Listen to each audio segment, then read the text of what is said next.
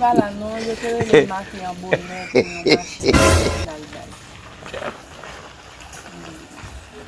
Solen jan asou. Solen jan asou.